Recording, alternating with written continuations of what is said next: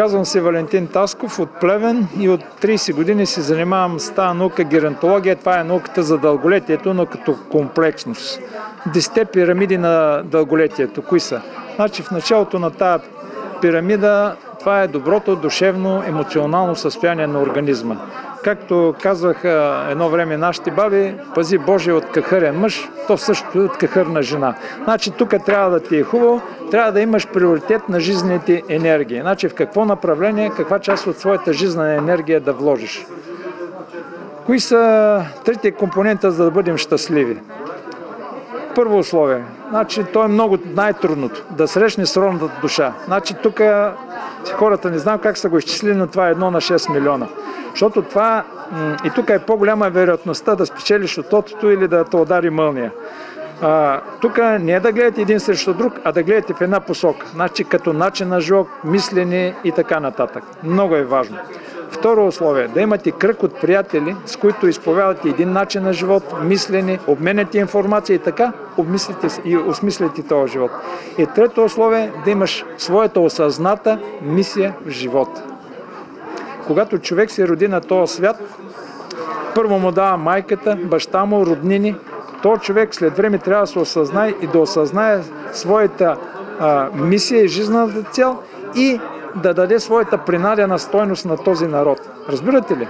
Когато изпълни своята мисия, Господ те пораща в ниво нагоре, а когато не изпълниш, надолу. Ако може да представите продуктите, с които участвате тук? Продукта, който за мен е най-комплексно действа върху изпълнява този принцип на Хипократ. Храна, нека нашата храна бъде нашето лекарство и нека нашето лекарство бъде храна. Именно за мен е ябълков оцет като комплекс от органични киселини. Когато сутрин изпием този еликсир на здравето и дълголетието, който представлява какво? В чаша топла вода с температурата на тялото слагаме супена лъжица ябълков оцет, 2 лъжички пчелен прашец, супена лъжица тъмен билков мед и 15-20 капки спиртен разтвор на прополис. Това едновременно захранва организма с качество, дава гликоген, енергия в запас, но влиза за 15 минути в кръвта. Фактически стомаха не участва. Разбирате ли? И много хората трябва да внимават до каква степен вкарват белтъчини сутрин, защото вкарваш ли много белтъчини, кръвта, вместо в мозъка отива в стомаха, почва да смила тези храни и ние ставаме лениви тук. Разбирате ли? И тук сме се изкатрили така, защото тази смес влиза някъде за 15 минути в кръвта. Как стигнахте до рецептата за този еликсир? Най-големия критерий за истината е практиката и резултат. Разбирате ли? Значи с ябълков оцет е лекувал още Хипократ. Въпросът е, че ябълков оцет трябва да е натурално мътен, трябва да е истински, с ферментация естествени и то най-малко 1 година вторична ферментация. Защото тези многообразни органични киселини, лимонена, пропионова, аксорбинова, ябълшна, палмитинова, никотинова, лимонена, те ги дават салото на ябълков оцет, гъбата, която се образува отгоре. А тя се образува само когато продуктът е био, понеже тя е Божа работа. И то е много интересно, го е направил Господ, че гъбата се сраства отстрани с бидона или с бурито и не му дава да изветрява. И така, колкото по-пристоява, значи тази гъба му дава за него тези органични киселини. Тези органични киселини най-благоприятно влияние имат върху кръвоносната система. Значи ябълков оцет, това и немци са го установили, и народи, руснаци, французи, германци, англичани. Значи ябълков оцет в този прием спира склеротичния процес по втвърдяване на кръвоносния съд, изчиствайки артериоплаката във вената. Запазва еластичен кръвоносния съд.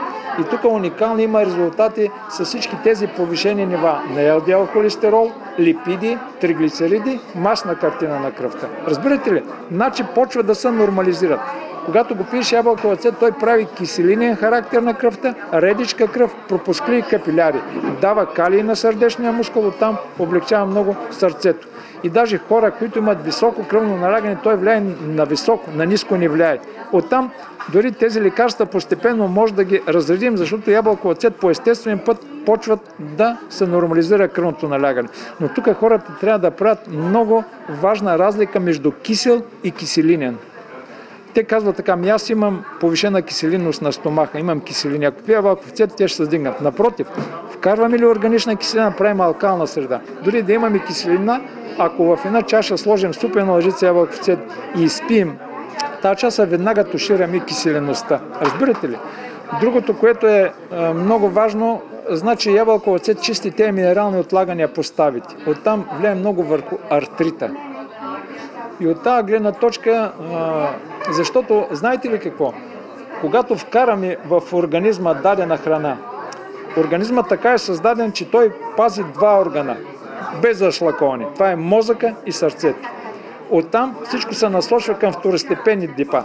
Това са черен дроб, камъни в жлъчка, камъни в бъбреци и поставите. Но когато тези депа много се пренаселят от шлаки, значи първо ставата почва да се дразни, ушипява се, почва да се износва.